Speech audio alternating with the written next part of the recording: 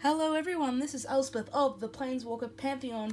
It is that time of year again. It is PAX Fresh, that lovely time of year where I go to PAX Australia, buy one pack of every set that I can find of Magic, and we open for fun and maybe profit. Who knows? It's a bit of a mixed bag. This year we've got 15 packs spanning from relatively recent standard and other supplemental products. We're unfortunately not like in America where you just have a bunch of older packs. Magic is popular in Australia, but it does not have the sort of long history that it does have in Australia like it does in America. Anyways, I've just randomized these 15 packs up and we're just going to have some fun. Alright, let's see. First pack. Some Oath of the Gatewatch. Rest in peace, Gideon Jura. You know what, we're just crafting these for fun, honestly. There's most likely not going to be any value. I'm not going to make any money back. But, you never know. It's just me sort of going through some stories. I like me drafting, negate. This is my least favourite negate art, surprisingly. Sort of stories from when I was drafting, stories from if I played Standard at the time, or if Modern was big. In this set, between this set and the second set, I'm just mentally drawing a blank. The big Modern deck was basically a bunch of cards from this block. So our first one is Shitness Cloak. We have Immobilizer Eldrazi, so I'll just sort these out. Commons, uncommons, and we'll put the rares. Ruin in Their Wake, which is quite a good card actually. I think I was going to... And our rares, Eldrazi Obligator.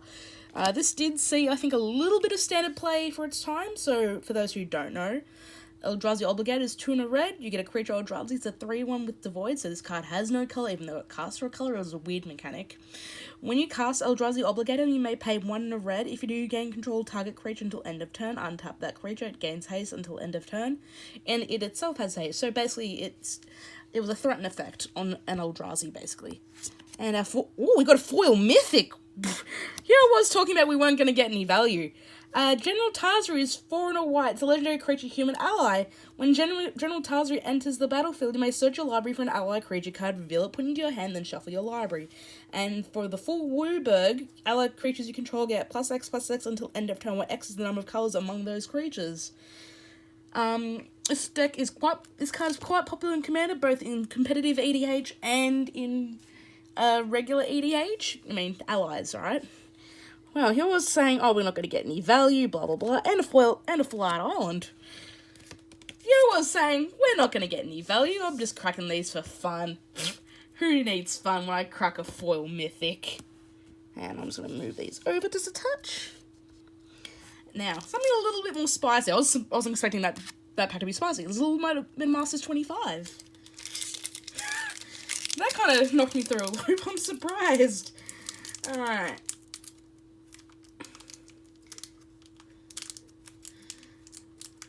Anyways, this PAX is kind of special, as this year it was actually on weekend of my birthday. Yep, another year older, and another year wiser. Masters 25, for those who weren't familiar with it, it was just basically a celebration of the 25 years of Magic's history. So there was at least one card printed from every set in Magic's history in some form.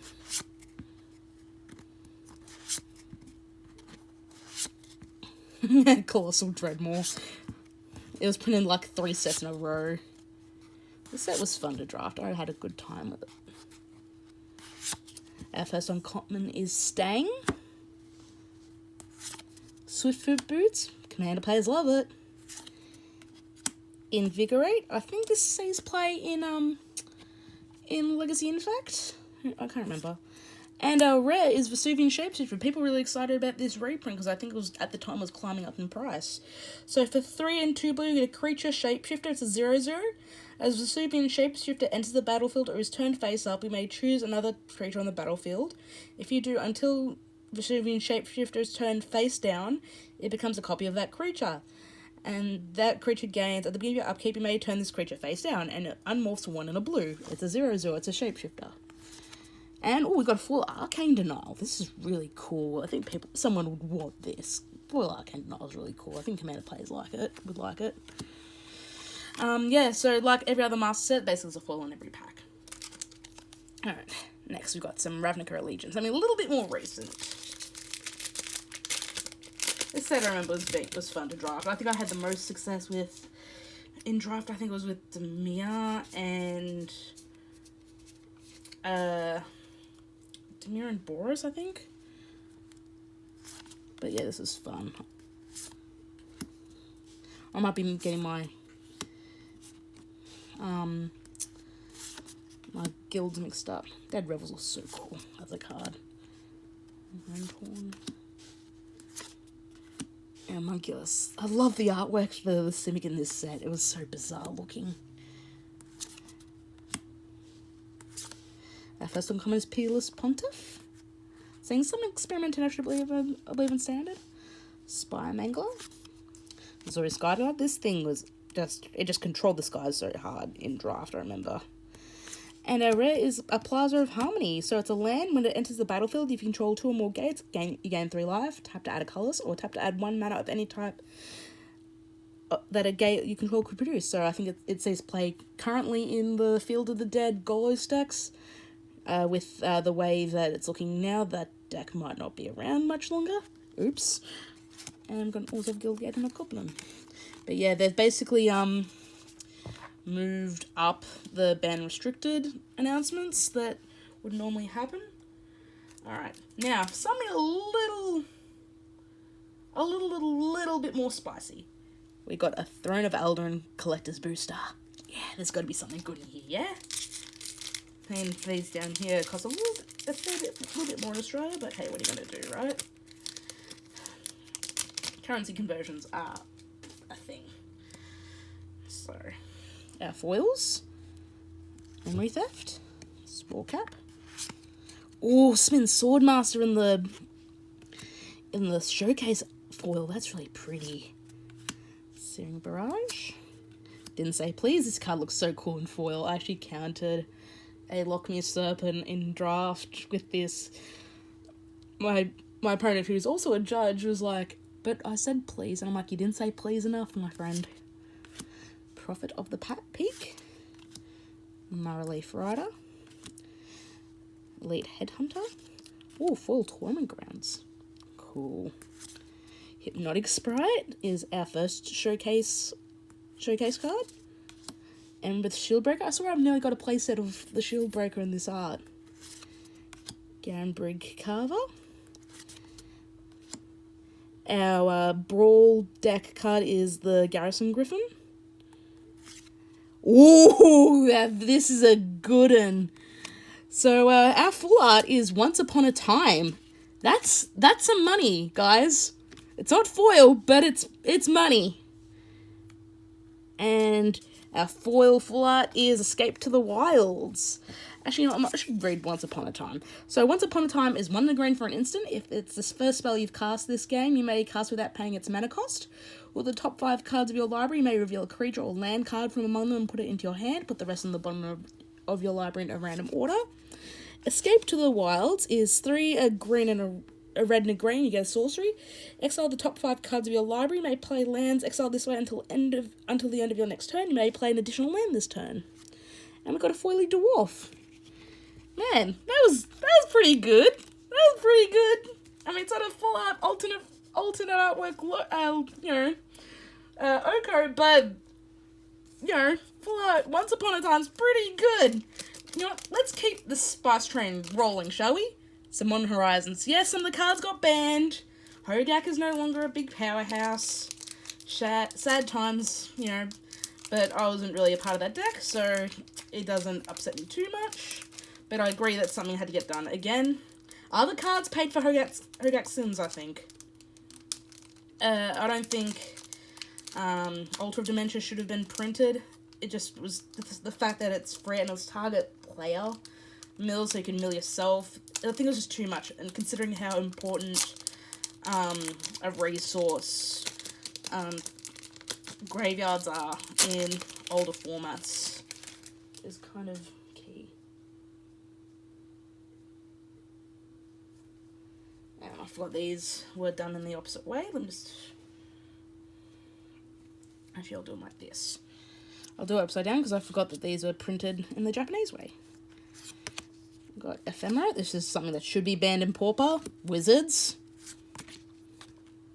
Rasa Behemoth. So the point of this set was to add a bunch of cards into the modern format that could actually bypass the requirements of being printed in standard. So it was a good idea to print some good way to get old cards, introduce some brand new cards in, return some old mechanics that we haven't seen for a long time, like Echo and Ninjutsu, and just sort of create, shenanigans, modern playable. I almost said standard play because I'm so used to talking about standard. Scale all possibilities. Our first uncommon is Arenaphage. I don't know why I bothered to try to pronounce that. Our second uncommon is Webweaver Changeling. Our third uncommon is Face of Divinity. And our rare is actually a mythic. It's the Sword of Truth and Justice. So for three mana, you get Artifact Equipment. Equipped creature gets +2/+2 and has protection from white and blue. Whenever a equipped creature deals combat damage to a player, put a +1/+1 counter on a creature you control, then proliferate. Wow. So I've had a good chunk of change. Wow, okay. Foiled Tazri, Once Upon a Time, full art. Sword of Truth and Justice in my Horizons pack. Okay, I know we said we weren't going to be making money, but I'm clearly lied to you guys. Full out planes. And these cards are cool. I've actually got a full set of them now. The Modern Horizons Art Series cards. This is the Watcher for Tomorrow? Yeah, Watcher for Tomorrow. Bear! I've actually got a full set of these now, so I've been trying to trade them away to other people who might have been collecting them, just as a way to provide some value to people. I've got them in front of me, actually. I just haven't had the time to frame. I want to frame them up, put them nicely together, and have them hanging up. So I've got some Marvel's Vixline Tribal World. It's a shame this set didn't sort of bang as much as I hoped it was, as much as I hoped it did in standard. Although I might be forgetting some stuff. I mean, the set literally just rotated. I just didn't like how you really... standard playable common, Fanatical Firebrand. I miss you, buddy. I played a lot of Mono Red Aggro and Arena just because I couldn't be bothered creating my normal standard deck. Rolling Wands. Dread Boy. Alright, so we've got the Forsaken Sanctuary. Forerunner of the Empire. Needletooth Rapid. This was so cool. It just blew up a creature. And we've got Sphinx's Decree. So for 1 and a white, you get a sorcery. Each opponent can't cast instant or sorcery spells during that player's next turn. Be still. And City's Blessing. Alright. Some Guilds of Ravnica, something a little bit more recent. Actually, it's kind of funny, this artwork. I think of either, is it Guild Mage or Ral Zarek? I can never quite tell. Actually reminds me of a guy who actually works at my local game store a little bit. Just, he has a very similar face.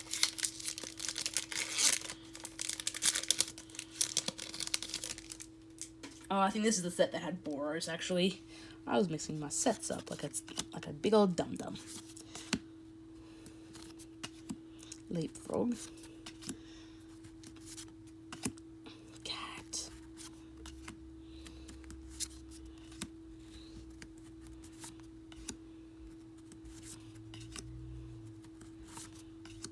First uncommon is Golgari Raiders. Second uncommon is Gatekeeper Gargoyle. Third uncommon is a Lotleth Giant. And our rare is actually a mythic, Chance for Glory. So for 1, a red and a white, you get an instant. Creatures you control gain indestructible. Key, it does not say until end of turn. Take an extra turn after this one. At the beginning of that turn's next end step, you lose the game. Key thing, your creatures do not lose the indestructible. So it really gives you that opportunity for that one last massive push. Who knows, you could actually get there. Let's time for a little Aether Revolt. I couldn't find, unfortunately, I don't think any Kaladesh I think the only packs of Kaladesh I could find were from people who were just wanting to sell the whole box, and I wasn't pricing on buying a whole box just for the purposes of this little exercise. I enjoy doing this, actually. Yeah, I might not necessarily make money, but it's always fun. Cracking packs sometimes is just fun. I know I can hear in my head Marshall Sutcliffe saying these packs should only be used for draft. I'm sorry, Marshall. I believe this is used in standard at one point. Treasure Keeper's really cool. Gifted Aetherborn, such a good black card. Valgar Guardian, banned in standard at the time. Speaking of things banned in standard, while this card wasn't specifically banned in standard, the card that actually made this card good was banned in standard. So Scrap Tool. So for 3 mana, you get a creature artifact creature construct. So it's a 3/2. Whenever Scrap Tool or another artifact you control is put into a graveyard from the battlefield, return to your hand target artifact card in your graveyard with lesser converted mana cost. So this combined with Cart Clan Ironworks and a few other things basically made this sort of infinite loop. Oh no. No big no special stuff. But I mean, to be fair, I kind of did it. Sorry if my screen's kind of going in and out. We've got a little bit of Dominaria with an Arena Booster. I don't know if that Arena Boost will still be valid. I've got to find that out later, considering the set has actually just rotated. But they released these packs a little bit late, I think.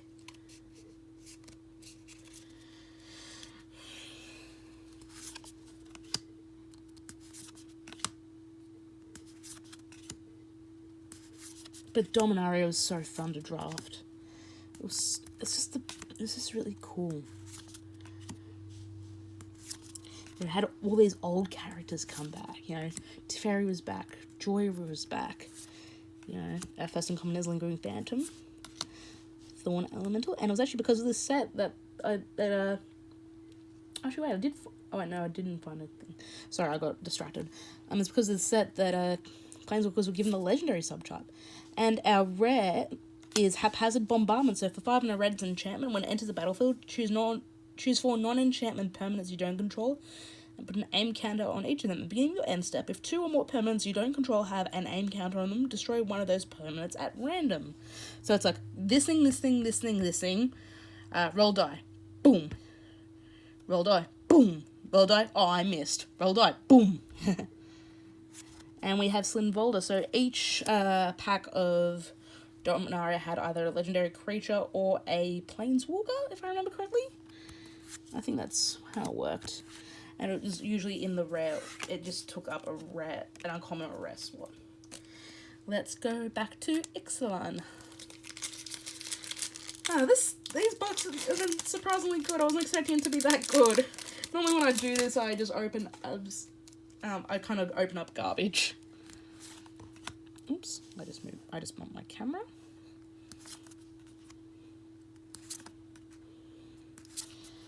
It's a shame that none of the tribes kind of really got there.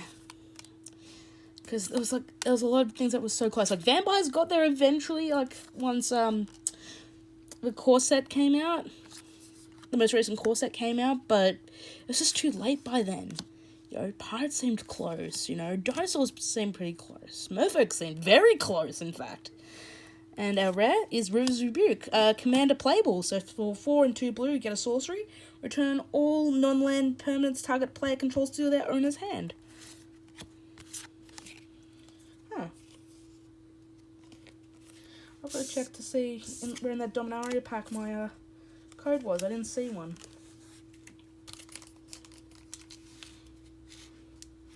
Anyways, good old War of the Spark. Let's see what special thing we get.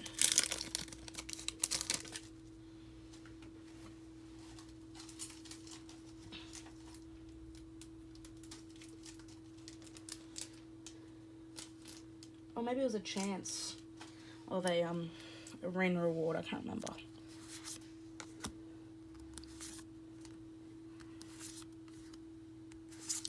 Man, those some fun times with these drafts.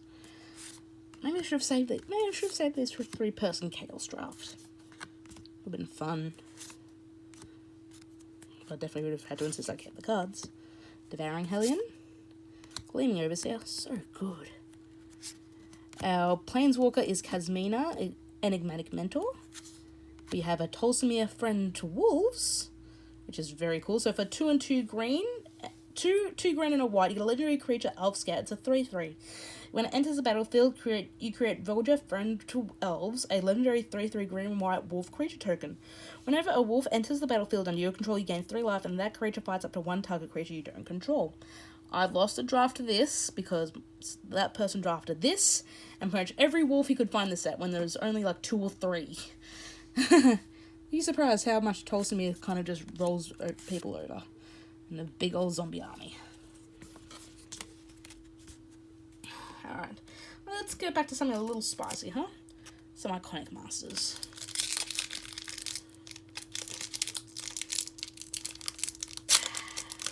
I'm really enjoying this. Sometimes it's relaxing to crack packs and just chill and talk. You know?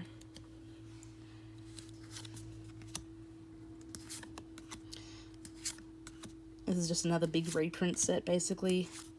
Just to see if we can get things that we needed into the world, you know. First uncommon is Colligan's Monument. Undercity Troll is our second. Stagger Shock is our third uncommon. And our rare... Oh, it's a mythic! It's a Mana Drain! Woo! Wow! Okay, so Mana Drain is 2 blue for an instant. Counter target spell. At the beginning of your next main phase, add an amount of colorless mana to your mana pool equal to that spell's converted mana cost. Woo-wee! Dang! Dang! Oh, and a foil Juddy Offshoot. So Jay would love this card. But... man, did all of our, like, Masters-esque sets just have, like, just the nuts? So, Mana Drain. The Horizons had sort of Truth and Justice. The Collector's Booster had the Foil Blood, Escape to the Wilds, and Once Upon a Time. And Oath of the Gatewatch had the Foil General Tazri. Ooh-wee. Alright, should we see if we can keep that train rolling with Japanese War of the Spark? I didn't actually open a box of Japanese War of the Spark because it was the first set that was available. I wanted to be able to read my cards, which is fair, absolutely fair enough. And it's actually kind of lucky because I've learned Japanese, so like, the language isn't too out there for me. Crush Descent. Let's see if I can remember what these cards are. Chain Whip Ogre.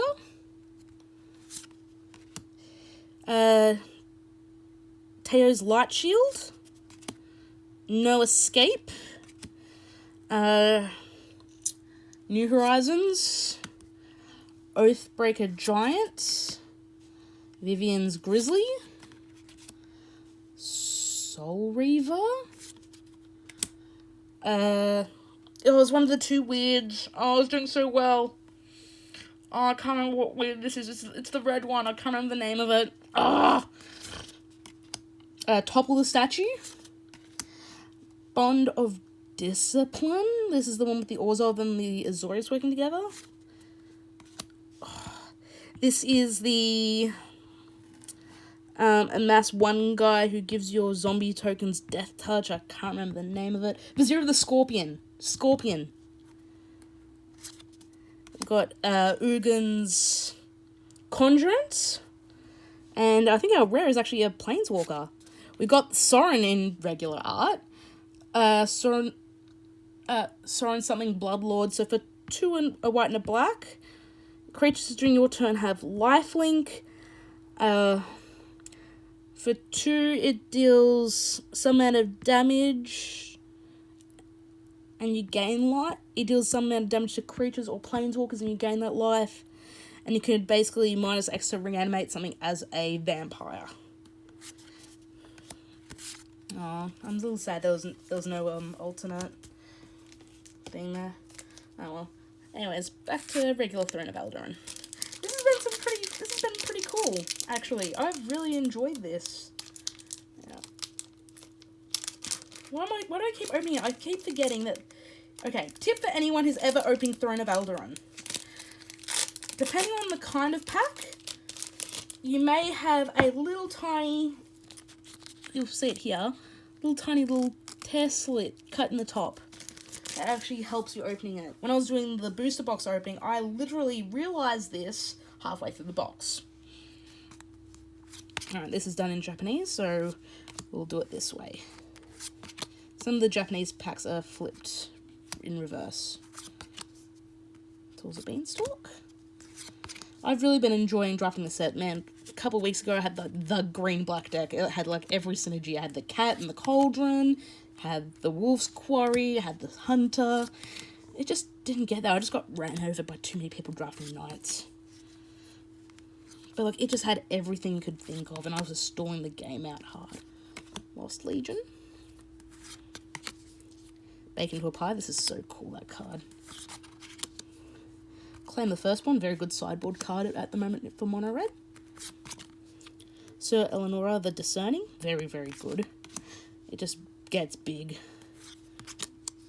Sorcerer's Broom. And our rare is Lockmere Serpent. So for a blue and a black, you get a creature serpent. It's a 7/7. It has flash. Pay blue, sacrifice an island. Lockmere Serpent can't be blocked. For this turn, black, sacrifice a swamp, you gain a life and you draw a card. Blue and a black, exile 5 target cards from an opponent's graveyard. Return Lockmere Serpent from your graveyard to your hand. Activate this ability only at any time you could cast a sorcery. Very good potential control finisher. Oh, and we got a foil Venerable Knight. Cool. But yeah, the Lockmere Serpent's very much a potential finisher for control decks if blue-black control was to come up, if Dance of the Mance doesn't work out. And our final pack today, some Core Set 2019. I couldn't find any Core 20 for some reason. No one had any. Now, like I said, it's whatever sets I can find at the store at the time.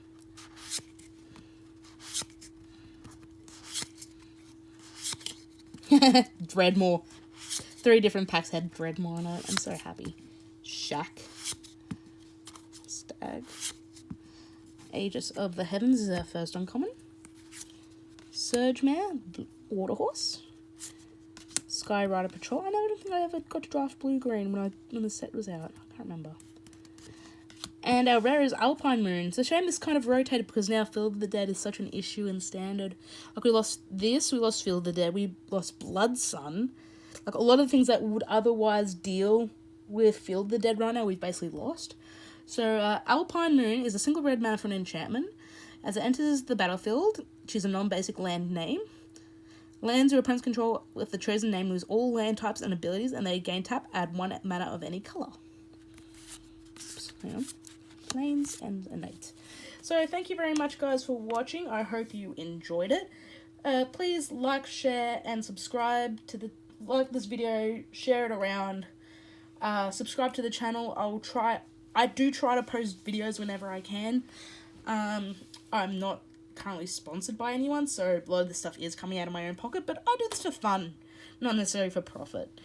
Anyway, guys, thanks for watching. See you next time.